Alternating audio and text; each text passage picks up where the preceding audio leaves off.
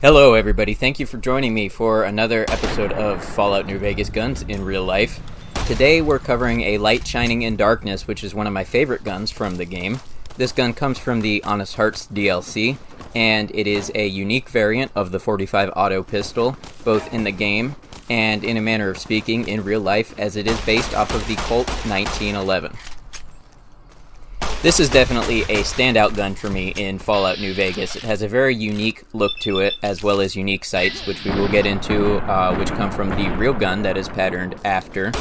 In particular, I remember it being a favorite of mine on hardcore mode, as you can take, I believe it's the Pat Rack perk, which reduces the weight down to just 1.5, and then packed with 45 super hand loads, in my opinion, it becomes one of the best bang for your buck as far as weight capacity goes in hardcore mode, so I always manage to include it in my lineup with the other guns. Aside from the custom lettering work in Greek and the rattlesnake grips, A Light Shining in Darkness is based off of a very real gun, which you can still buy if you can find it in stock today, and does tend to run around $1,000 US. That gun is the Colt New Agent. First introduced in 2007, the New Agent was designed to provide firepower in a relatively small gun which could be carried easily, and most importantly could be drawn from concealment without snagging on clothes or other obstructions. This is the reason for the rounded slide, and most notably the sights, which are absent in a traditional sense and have been replaced with what are called trench sights or gutter snipe sights.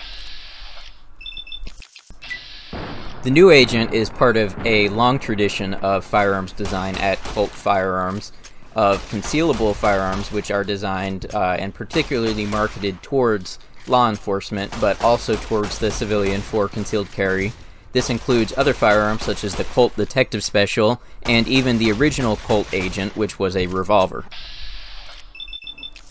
Mechanically speaking, the New Agent differs most drastically from a full-size 1911 by having a much shorter slide and barrel, as opposed to other 1911s, which typically run between 4 and 5 inches.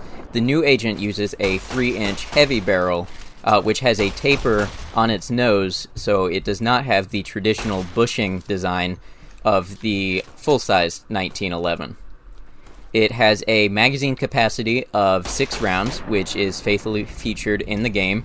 However, normal 1911 magazines can work, so you can hold anywhere from 7 to 10 rounds in a normal Colt New Agent, depending on just how long you're willing to have the magazine sticking below the base of the gun. As stated earlier, the Colt New Agent does use trench-style sights, which are milled directly into the top of the slide. This is to provide a snag-free surface along the top of the slide, and it also provides a very quick sight picture, which would be beneficial when drawing the firearm from concealment. However, and you can see this even in the game, but doubly so in real life, the trench sight, what it makes up for in quickness, it really lacks in precision. Unlike other sights, you really don't have multiple planes where you can orient the sight, so you can be off of center of hold on your sight without really being able to tell, and it can have significant difference on the point of impact of the bullet. So for this reason, these types of sights are really relegated towards personal defense in close quarter situations. The Colt New Agent is a single action firearm like a typical 1911.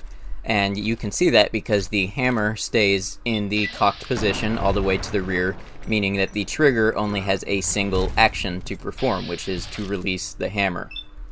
However, Colt has also followed the design of the New Agent to include a double action New Agent. This means that the hammer stays fully in the forward position against the rear of the slide, and that the trigger must perform 2 actions, and that it is therefore a double action trigger.